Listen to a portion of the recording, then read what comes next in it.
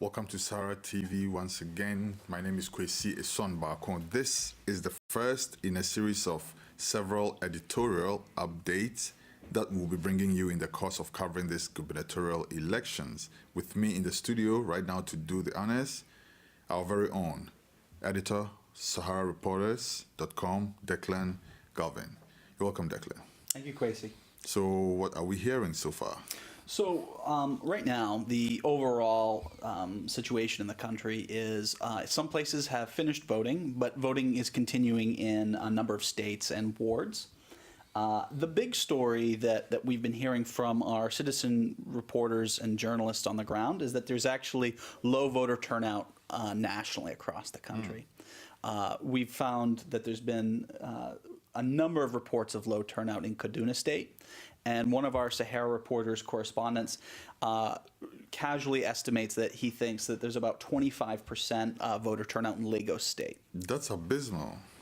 It does. It's certainly a major drop since the presidential elections, where we found, if we were to equate voter turnout to enthusiasm, then it would suggest that there's less enthusiasm or interest around these state and local races compared to the presidential races. That's strange, though. Is that peculiar to Lagos? It's not. It's something that we're hearing, throughout the country. Lagos is most striking because you think of the size, the amount of population, the competition of races. There's been a lot of focus on campaigning from both presidential candidates, but then also gubernatorial candidates and assembly races. So it is surprising that Lagos is having that kind of turnout. And again, that's an unofficial estimate. That's a very casual number, but it is indicative of what's going on throughout the country. Okay. Yeah. We have some reports coming out of Emohua State, which are concerning. There are some wards in Emohua State, specifically from Mbutu, where there are no governor ballots at some of these wards, which is concerning some citizens. The belief is that there are materials that are being hoarded by the Deputy Speaker of the House, Editorial, and that they're actually being hoarded at his house, is what one report is announcing. But we're working on coming up with some more of those details for our viewers and our readers. Yeah, it's also very strange to me because I had an interview with Mr. Ido, Kayode Ido of INEC, who assured us that everything was in good hands with these gubernatorial elections. In fact, he suggested that we're going to do a better job than they did with the presidential. And particularly, we also spoke about transporting material. He indicated that a certain union of drivers have been assigned to transport, material and personnel to areas where, they would deposit them for the voting and all of that. How this ends up in a governor's house or a speaker's house, I'm still trying to wrap my head around. Yeah, it is a curious development, and I think that if you look at how many components and pieces there are to what INEC's job is, in terms of it's not just managing the operations, it's distribution, it's collation. There's so many different parts to what INEC has to do in order to make sure that the elections which are carried out with integrity, that there are so many, gaps or so many possibilities for people to compromise. And that doesn't mean that INEC is doing a terrible job. It might mean that they're not doing as good of a job as they need to. But when you have so many people wanting to win the election so badly, desperate times will call for desperate measures. Totally. And also the sheer numbers. I mean, the sheer numbers of voters that they have to deal with can also become a factor. And I think that the low voter turnout is also something that will come into play when we begin to worry about electoral operations being compromised, or when we worry about rigging across the country. because when you have low voter turnout, and some people would say voter apathy, so when you have apathetic voters, the numbers can then be played with. You won't have as many people waiting outside of the polling stations to make sure that the votes are counted in an authentic manner. Yep. So you won't have that level of citizen accountability demanding on the government that I think we would see during the presidential elections. Very good point. Declan. Yeah. Very good point. But let me prod that a bit. Yeah. What would be the implications of a low voter turnout across board? What, apart from what you've just stated, what is it really?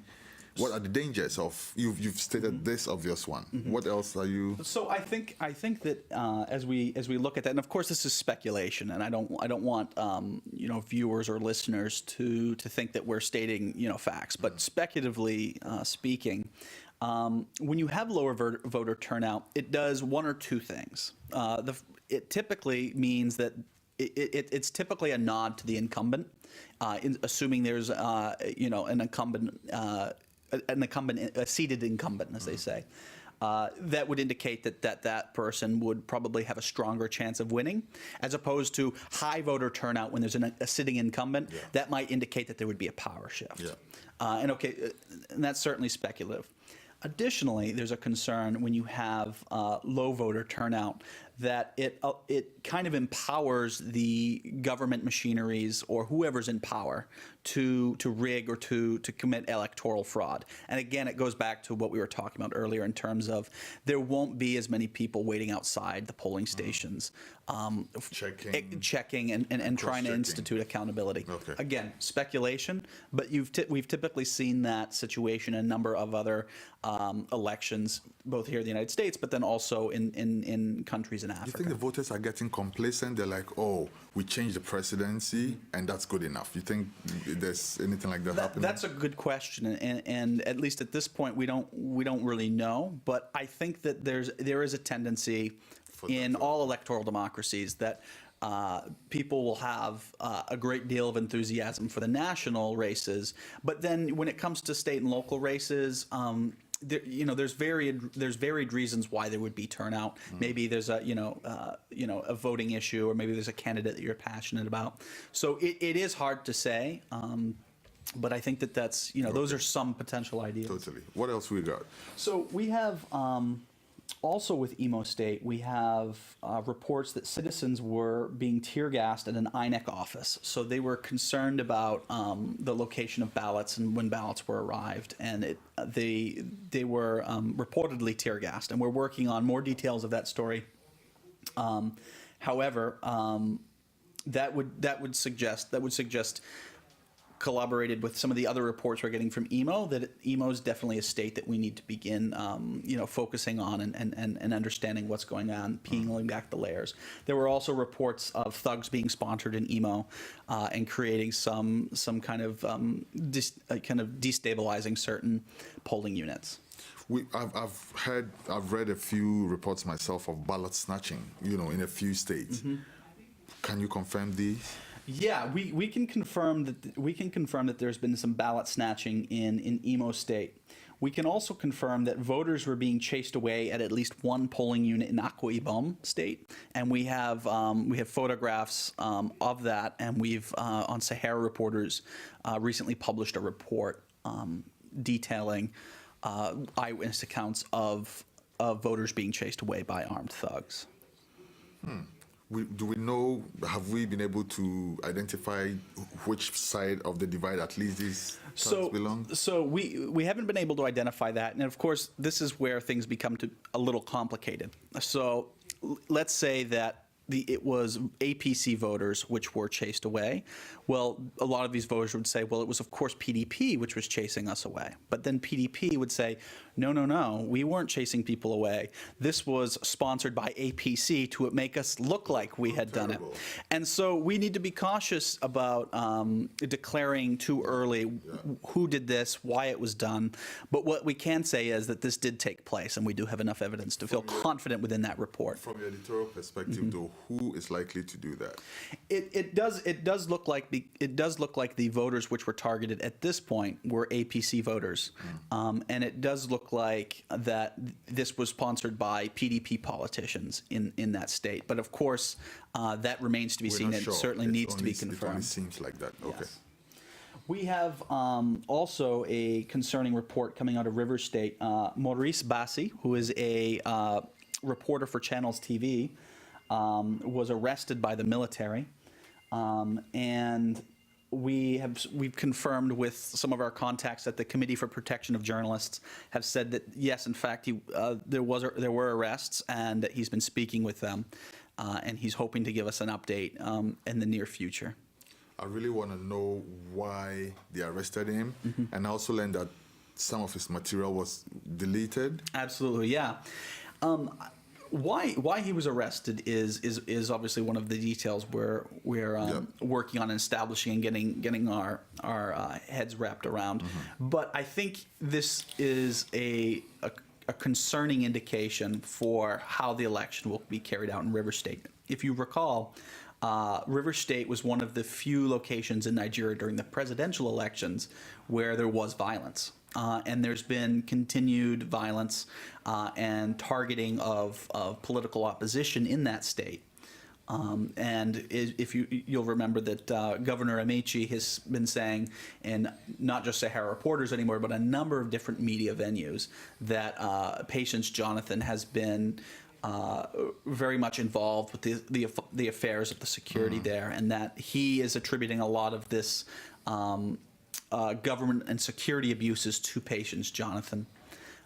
So when we have this kind of context, and then we hear reporters are being arrested, this is a concern, and it should be a concern for everybody, because you do have reporters who are there to report the news and try and speak truth to power across the country. Yet they're being arrested and their materials are being deleted. This is a concern. That singular act alone bothers me a lot. The fact that his material was deleted, because why would anybody delete material if they have nothing to hide? Exactly. So that bothers me a lot. But like you said, we're still following, and I'm sure we will get some more details, and we definitely will pass that on to our viewers in no time at all. What we have some more? Yeah, we have so one last report coming out of Osun State, where we did mention that there were reports of ballots being stolen in Osun State, but we also know that INEC has been canceling some polling units in there. Bielsa? No, in Osun State. Oh, in Osun State. Yeah, Okay. Bielsa has also. There's been 8 constituencies which were canceled. What was the reason? So we're. Essentially, the reason was, I feel like, lack of preparation and concern about whether the overall election operations could be managed. But we'll follow up with that story another time. Okay. Thank you so much, Declan, and we definitely will be having you again and again as the updates come in. SaharaTV, keep watching. We're covering the gubernatorial election. Nigeria decides 2015. There's more coming. Don't go away.